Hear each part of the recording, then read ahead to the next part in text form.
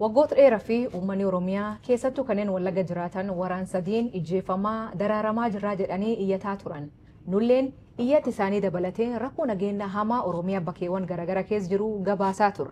Haa ta'u malee sabab qunnamtiin bilbilaa yookiin intarneetiin addaacitaa turee fi oduu qabatama argachuun nu rakkisaa ture. Hooggantoota naannicha bulchanirra odeeffachuuf yaallee ammoo nam oduu karaa qajeela nutti himuu hin dhabne. Amma Ministeerri Muummee Abiy Ahmed oduu kana ifaatti baay'ee ibsuun oduun kun dhugaa ta'uu fi rakkoo nageenya agarsuunitti baay'ee hamaa ta'uu mirkaneessa. Kalee Ministeerri Muummee Itoophiyaa Abiy Ahmed paarlaamaa irratti rakkoo nageenya yookiin waraanii Wallaggaa gaggeeffamaa ture ka Tigraay caala hamaa jedhe. የትግራይ ውጊያ በሚመለከት ተጋኖ የሚነሳ lolli Tigraay ilaalchisee wanti baay'ee dhaadeffamee ka'u jira. Lolli Tigraayitti geggeessine kan Wallaggaatti geggeessine yoo wal bira qabamu baay'ee xiqqaadha. Harbeeffamuu hin qabu.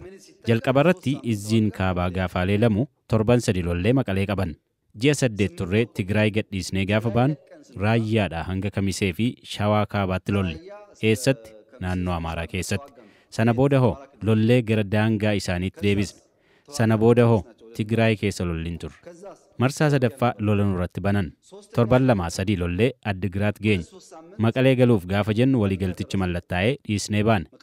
Walumaa galatti lolli lafa Tigraay irratti geggeeffame yoo akkam baay'ate ji'a 2 caalu. ቢበዛ የሁለት ወር ሜን ያለው Kuniin karaa hedduun hiikamuu danda'a. Maal jechuu dubbiin isaa ammoo rakkoo kana infura yookiin maal jijjiirka jedhirraatti anaa fi waayilikii hiikaa fi xayisaa bal'inaan irraa taasofna. Hiika jechisaa kadhata kamiin hiikta?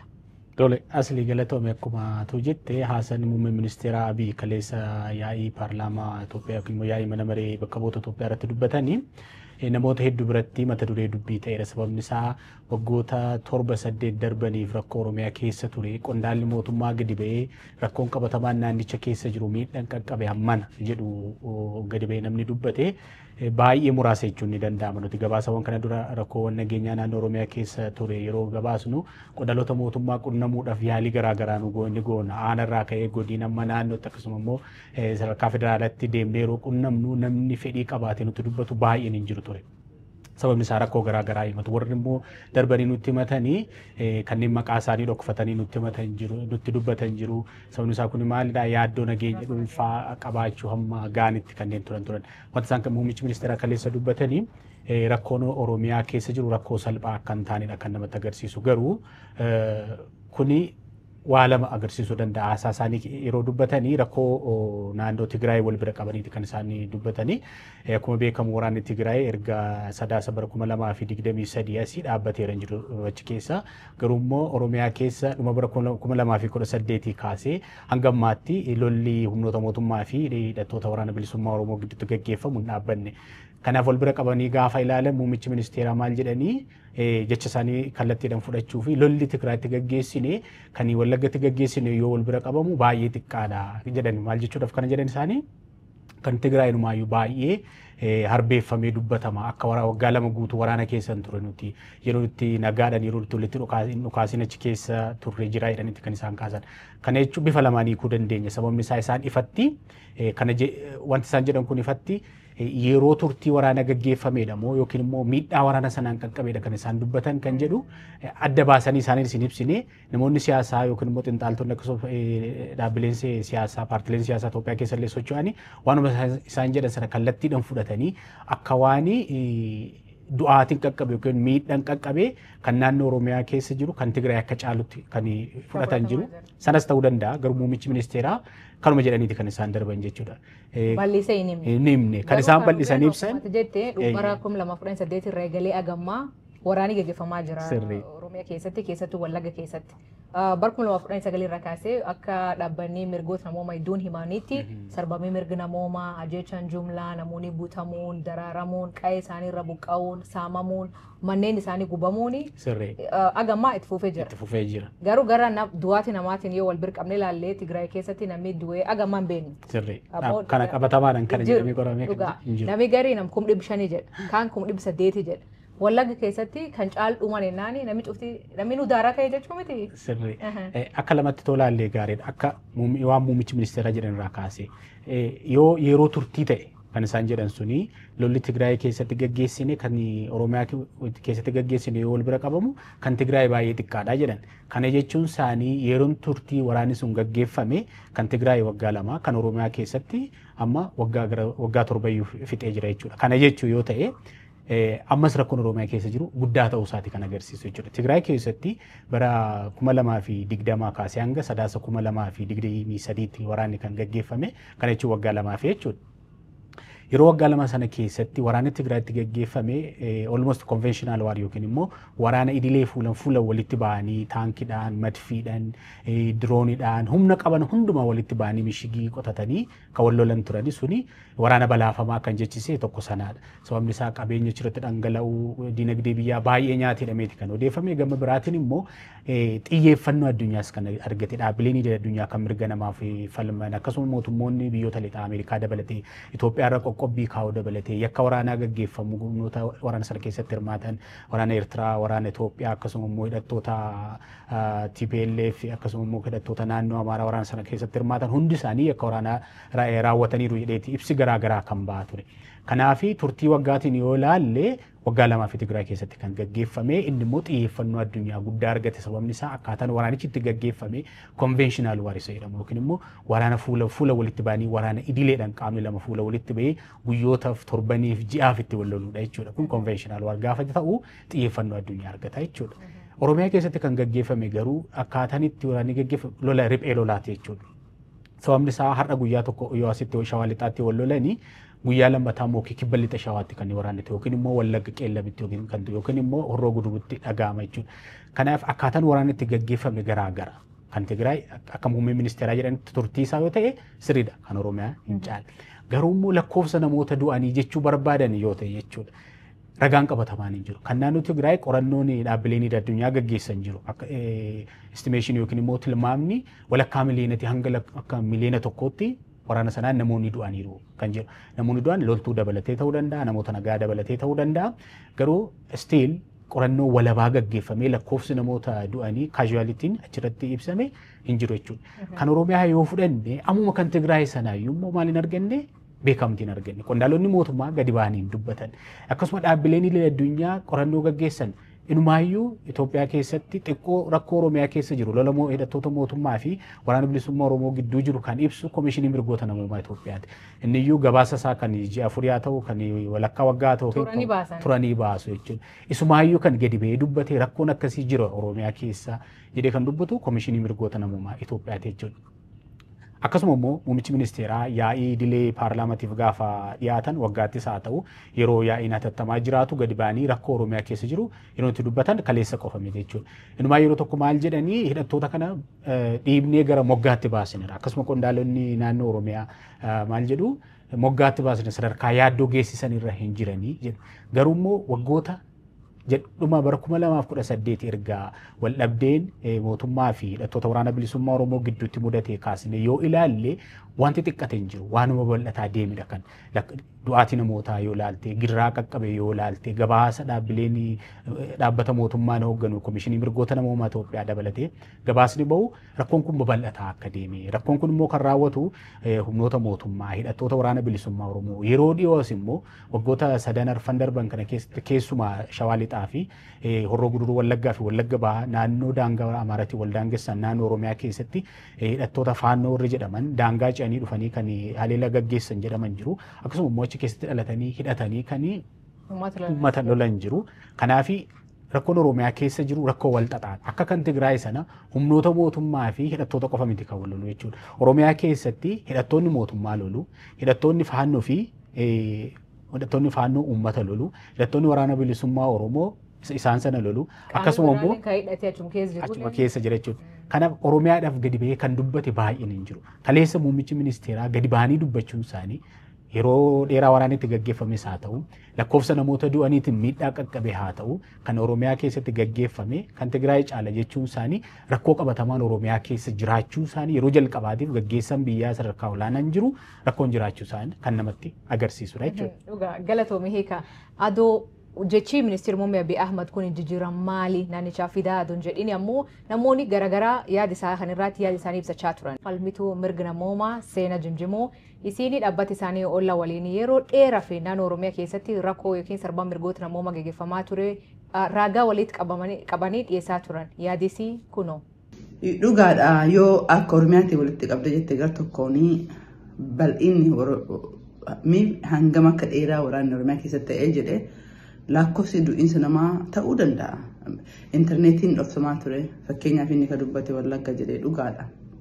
Wallaggaan mootummaa federaalaa yookiin kan naannoo Oromiyaa qofa otoo hin ta'in garee warra faannootii fi milishaa warra naannoo Amaaraatii waliin ta'ee uummanni keenya kumaatamaan buqqisamee ijoolleen teenya lafarra jirtu akkanuma manetti infaakti namni keenya buqqifameetiin yoo 100 buqqifamee jiru 20 dabarsaa jedhaniitiin warra humanitarian information warra IDP lakkoofsa guutu kana lakkoofsa gad xiqqeessanii himan jechuudha gocha mootummaan kun godhe.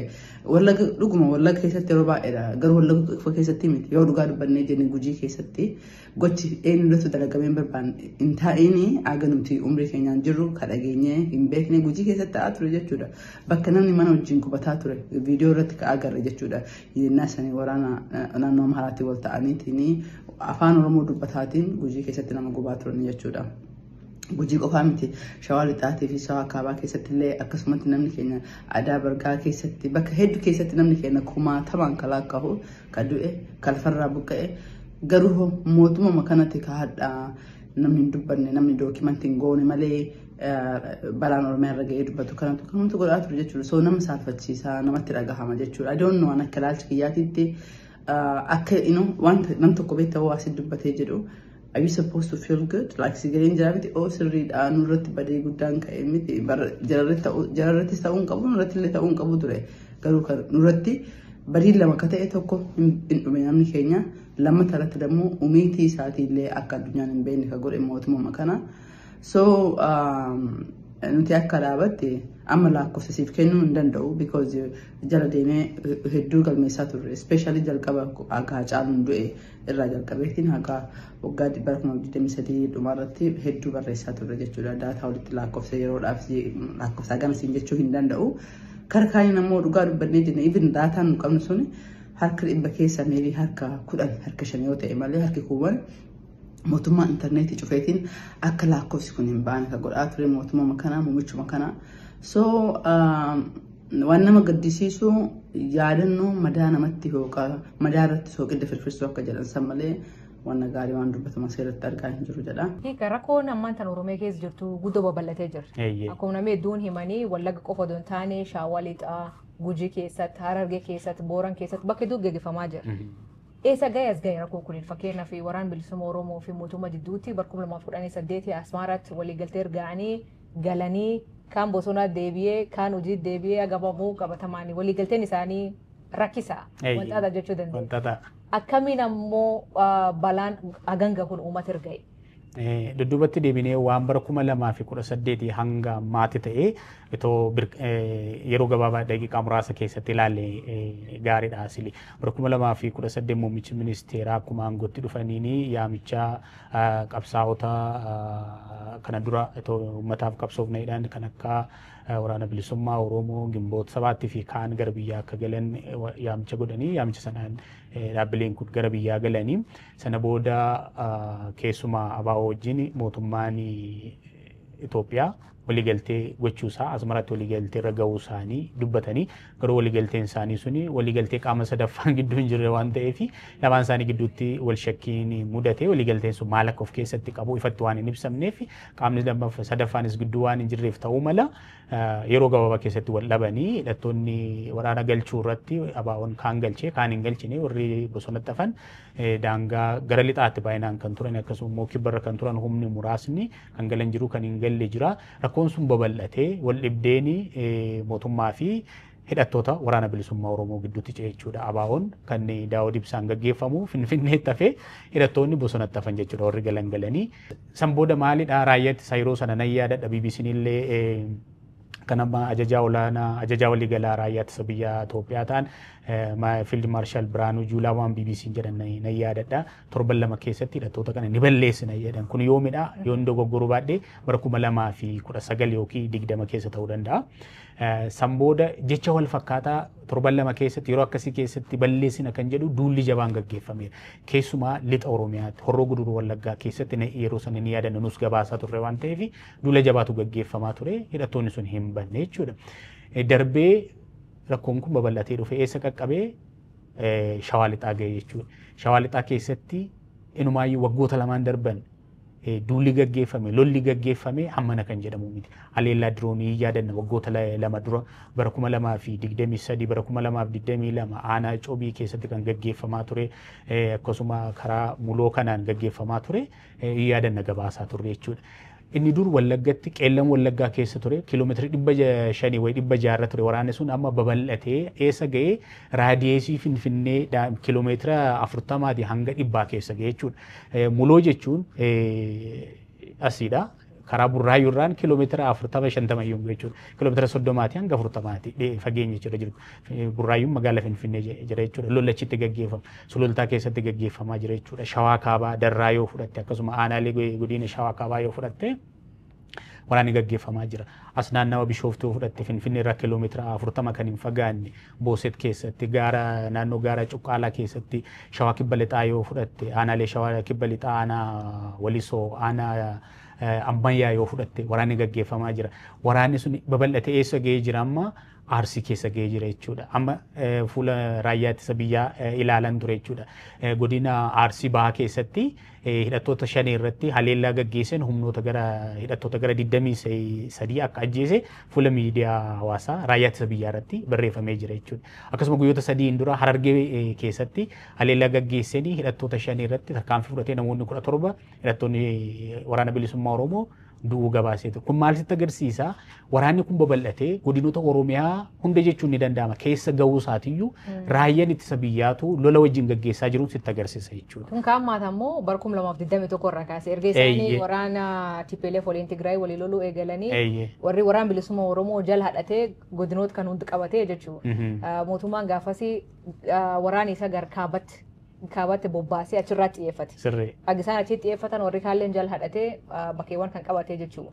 Erga ammoo Piritooriyaatti waliigaltee nagaa arganii isaalleen waraana bilisummaa Oromoo haleeluu fi opereeshinii haaraa jalqaban. Erga isaan opereeshinii haaraa kan jalqaban namni gar malee du'e. Fakkeenyaaf bara 2022 Wallaggaatti magaalaa Biila jedhamtutti haleellaan diroonii gaggeeffamee guyyaa gabayaa ganam kan namoonni gabayar jiran namoonni hedduun du'an. Namoonni jiraatonni dubbisan gaafas waan jedhanii namni du'isuuniin uummata nagaa jedhan. Hidhattoota baa'oon ture. Hidhattoonni waraana bilisummaa Oromoo suniin ganama magaalatti qabatanii garuu dafanii ba'an. Haleellaan kan gaggeeffamu immoo erga isaan magaalatti gadhiisanii ba'an. Wantoonni akkana akka duraan raawwatan kan nulleen gabaasne kan fa'a mee nu yaadachiisa. Sirriidha bara 2022 kaasee keessumaa haleellaan diroonii lixa Shawaa fi Wallagga irratti gaggeeffamaa ture na yaadadha gabaasas ture. Kan Biilaa sun tokkodha akkasuma godina Wallagga lixaa keessatti kan aanaa Najjoo keessatti kan gaggeeffamee jira akkasuma Shawaa lixaa keessatti irra deddeebiin aanaa Coobii keessatti kan gaggeeffamee jira naannoo Muloo kana keessatti haleellaan diroonii gaggeeffamee jira keessumaa immoo Shawaa Kaabaa aanaa Darraafaa keessatti kan gaggeeffame haleellaan diroonii jira. Kun maal sitti agarsiisa? Lolli waraana bilisummaa Oromoo fi humnoota mootummaa gidduutti gaggeeffamu sadarkaa diroonii fayyadamuu irra geesse jechuun lolli cimaan gaggeeffamaa jira jechuudha. Kanaaf wanta salphaan Oromiyaa keessa akka hin jirre wanta babal'ataa dhufe inumaayyuu erga waliigaltee Piritooriyaati dhiibbaan godhamee ture jechuudha mootummaa irratti akka hidhattoota waraana bilisummaa Oromiyaa wajjin waraanni kaabaa nagaan xumurame kan Oromiyaas akka nagaadhaan xumuramu sababni isaa waraanni kaabaa toon eegaleen durayyuu waggaa tokko dura waraana naannoo Oromiyaa keessatti ture jechuudha. Lolli sun karaa nagaatiin akka furmaata argatuu fi dhiibbaan mootummaa irrattis hidhattoota irrattis gaggeeffamee marsaa lamaaf Taanzaaniyaatti hidhattoonni waraana bilisummaa Oromoo fi mootummaan marii gaggeessanii marsaa sadaffaan gaggeeffama jedhamee soo eegamu haga ammaa gaameera rakkoon sun furmaatan arganne jechuudha. Kun maal sitti agarsiisa? Sadarkaa marii gaggeessuu irra geessi taanan sadarkaa diroonii humna guddaa bobbaastee loluu irra geessi taanan waraanni waraana guddaa ta'uusaa lola guddaa ta'uusaa kan sitti agarsiisudha. erguma marii Tanzaaniyaati humnoonni waraana Itoophiyaa gara kaabatti bobba'anii mariin sun dhumee gara kibbaa gara Oromiyaatti as deebi'anii duulli guddaan gaggeeffamaa ture. Horroo Guduruu keessatti yaadanna, Wallagga keessatti yaadanna, Qeellam Wallaggaa, Wallagga Lixaa akkasumas Shawaa Lixaa keessatti as aanaalee godina Shawaa Bahaa yoo fudhatte, Boosat yoo fudhatte, as Bishooftuudhaa kaaste amma Shaashamannee fudhattutti aanaa Maqii keessatti yoo fudhatte akkasuma godina Kibba Lixa Shawaa, Harargee Bahaa, Arsii Lixaa amma immoo Arsii Bahaatti babal'ateetu rakkoon kun hammaata kan ammaachuusaa kan sitti agarsiisu godinni Oromiyaa rakkoo kanaan hin miidhamne godinota muraasa jechuudha. Amma Jimma keessatti rakkoon akkasiin dhaga'amu, Baalee keessatti rakkoon akkasiin dhaga'amu, Harargee keessatti hin dhaga'amu ture. Amma raayyaan ittisaatu lolaan jira jedhee fuula miidiyaa hawaasaa irratti baasaa jira. Shawaa kaabatti akkasiidha lolli gaggeeffamaa jira. Rakkoon Oromiyaa rakkoo cimaa akka ta'e muummichi ministeeraa dubbachuun isaanii ragaa ba'uun isaanii waanuma nuti kana dura gabaasaa turre qondaalonni mootummaa gaadi ba'anii akka dubbataniif waan nuti kadhataa turre muummichi ministeeraa kaleessa ba'anii mirkaneessan jechuudha. Dhugaa akkuma hamhii kan jedhee waraanii Oromiyaa keessatti bakkeewwan hedduutti babal'achaa jira. Gara magaalattuu yookiin magaala Finfinneetu dhiyaatee kaleessa torbaan dabre fakkeenyaaf kan gabaasnee naannootti namoonni hedduun ajjeefamanii kaan butamanii maallaqa gaafatamanii gadhiifaman. Haadhi tokko kan dubbisnee kalee lubbuu fiituu ammallee bultii dadhabnee jetti. Rakkoon Oromiyaa kun ammoo maaliif furmaata dhabde? Mootummaan humna dhabu moo fedhii dhabe hiika? Humna dhabees fedhii dhabees jechuudha fi rakkanna. Sababni isaa mootummaan irra deddeebiin kan jedhu fedhii keenya agarsiisneera. Akka fedhii qabnu mariidhaaf karaa nagaatiif rakkoo kana furuudhaaf akka fedhii qabnu agarsiisuudhaa fi amma Taanzaaniyaatti deemnee hidhattoota kana wajjin si'a lama mari'anneera kan jedhu kaleessa iyyuu fakkeenya kaasanii muummichi ministeeraa marii kanarraan kan ka'e warri galanii jira jedhanii humna keessumaa giddugala Oromiyaati naannoo Shawaa Lixaati waraana bilisummaa Oromoo qabatee kan galee Jaalsanyii jedhamuun kan beekamu isa akka fakkeenyatti kaasanii akkasuma Getaachoo Raddaa kan Kanada waggaa 3 dura wallolaa turanii akka fakkeenyatti kaasanii mootummaan isaan wajjin wallolaa ture amma nagaadhaan isaan simatee isaa wajjin hojjetu akkamitti mootummaa nagaatti namanne jedhamuu danda'a jedhaniitiin bifa gaafitiin kan kaasanii mootummaan fedhii akka qabu garuu immoo humnoonni kun kaayyoo hin qaban kan jedhu irra deddeebiin mootummaan muummicha ministeeraa dabalatee dubbataa turanii kaleessas kanuma irra deebi'anii ergamtoota shiftoota jechuun irra deddeebiin kan isaanii numaayyuu qaama isaan ergatu isaan iyyuu hin beekanii kan jedhudha. Garuu immoo gama biraa yoo laalte dhuguma fedhii mootummaan hin qabu fedhii akka qabu erga amane marii marsaa sadaffaatiif akka taa'uuf dhibban garaagaraa akka godhamaa ture namoonni nuti dubbisnus nutti immoo akkasuma xiinxaltoonni siyaasaallee dubbisaa turre keessumaa deetaa ministeera nagaa kan turee fi amma mana hidhaa kan jiru obbo Taayyee Danda'a waan kana dura ture irra deddeebiin qeeqaa turan jechuudha mootummaa keessumaa mariin marsaa sadaffaa akka hin jiraanne fi mariin marsaa lammaffaa Taanzaaniyaatti ture akka fashalu akka milkoofne kan godhe mootummaatu fedhii dhabee jechuun kan inni dubbataa ture. Kana nutiyyuu gabaasaa turre jechuudha. Kanaaf fedhii dhabee jechuudhaafis mootummaan fedhii akka qabu dubbataa jira hojiidhanis agarsiisnedhe hidhattoonni warra achi keessaa galan jiru. Garuu immoo humna dhabee yoo jette Itoophiyaan rakkoo humnaan qabdu amma jechuudha. Guyyaa guyyaadhaan waraana eebbisiisu torbaniin waraana eebbisiisu hidhattoonni isin eebbisiisu raayyaan ittisaas waraana eebbisiisa inumaayyuu amma hojii dhabdummaa rakkoo diinagdee Itoophiyaa keessa jiru wal qabatee namoonni kan jedhan xiinxaltoonni siyaasaa kan jedhan maalidha Itoophiyaa keessa wanti salphaatti argachuu dandeessu yookiin immoo salphaatti ta'uu dandeessu humna nageenyaati yookiin hidhataa bosona galuudhaafis yookiin humna mootummaa ta'uudhaaf milishaa ta'uuf raayyaa ta'uuf poolisii ta'uudhaaf salphaadha jechuudha sababni isaa hojiin hin jiru dargaggeessi qormaata fudhatee kumaatamaan kufee jira. Kanaaf salphaatti humna nagaa jooyin gochuu danda'a. Kanaaf Itoophiyaan ammatti rakkoo humna nagaa qabdu. Garuu nagaa hin qabdu. Fedhiillee hin qabnaa jechuudha. Rakkoon biraa immoo kan jirti hiika naannoo Oromiyaa kan keessa waraanii uummata lolaa jiru tokko miti. Sirree. Qaama hedduutiin hojjeessu jira jedhu uummanni. Mee kan irra nu baay'e qaamonni Oromiyaa keessa jiran kan uummata irraatti waraan banaa jiran kan fa'a. Tole kan hidhattoota waraana bilisummaa Oromoo fi kan mootummaa beekamaadha. Waggaa 7 darbeef wal lolaa turan. Waggaa 3-4 as garuu Oromiyaa keessatti hidhattoota faannoti jedhamuun kan namoonni warri isaan miidhaa irratti qaqqabsiisan kan dubbatani keessumaa aanaalee Horroo Guduruu Wallagga Bahaa Shawaa Lixaa aanaa keessumaa naannoo keessatti jechuudha. Miidhaa guddaadha hidhattoonni kun kan gaggeessisaa jiran. Kanaaf uummanni Oromiyaa keessa jiru qaama kana sadii gidduutti kan inni rakkataa jiru jechuudha. Asiin hidhattootan rakkatu, hidhattoonni waraana bilisummaa Oromoos ni himatu, gabaasni dhaabbileen mirga namoomaa baasan keessumaa Komishinii Mirgoota Namoomaa Itoophiyaa gabaasa baasu keessatti miidhaan humnoota mootummaatiin hidhattoota waraana bilisummaa Oromootiin akkasuma immoo hidhattoota faannoo warra jedhamaniin. Milishaaleen jiru. Qaama mootummaati isaan jechuudha. Akka uummatarraa miidhaa gahan sarbama garaa ajjeesuu, butuu, dhabamsiisuu, akkasuma qabanii maallaqa irraa fudhachuu keessumaa hidhattoonni jechuudha. Daandiitti nama qabanii abbaa qabeenyaa qabanii butanii nama dhoksanii maallaqa irraa fudhachuun keessumaa gara Shawaa Kaabaa kana keessatti babal'ataa kan ture. Kana dhaabbilee mirga namoomaa waan gabaasaa turan nuti illee waan gabaasaa turredha. Addatti rakkoo Oromiyaa kan adda godhu kan naannoo Amaaraa yookiin kan naannoo Tigraay keessaa kan naannoo Oromiyaa humna sadii hidhatetu jira. Humni sadii hidhate kunuu gidduutti yeroo isaan wal waraanan yeroo isaan uummatarraa miidhaa gahan gidduutti uummanni kun rakkataa jira. Keessumaa Wallagga Bahaa yoo fudhatte waggoota 3 darbaniif amma immoo Shawaa Lixaa keessatti kan guyyootan dura gabaasne aanaa naannoo keessatti hidhattoonni faannoo jechuun of waaman kun kana dura akka of tiksanii fi kan isaanii hidhatanii mootummaatiyyuu hidhachiisedhanii warri hamatan jiru. Daangaa ce'anii achi keessatti of ijaara warri jedhan jiru. Sanas ta'e kana garuu rakkoon akka qaqqabaa jiru qabatamaan kan namatti agarsiisudha. Kan Oromiyaa kun adda humna hidhate sadiitu jira. Sadan kana gidduutti uummanni kan rakkataa jiru jechuudha. Galatoom hiikaa. Isanilleen galatoom hordoftoota keenya kan hordoftanii YouTube keenya waliin guddachaa jirtan naannoo Oromiyaa bakka jirtutti haalli nageenyaa maal fakkaata? As jalaa nu barreessi.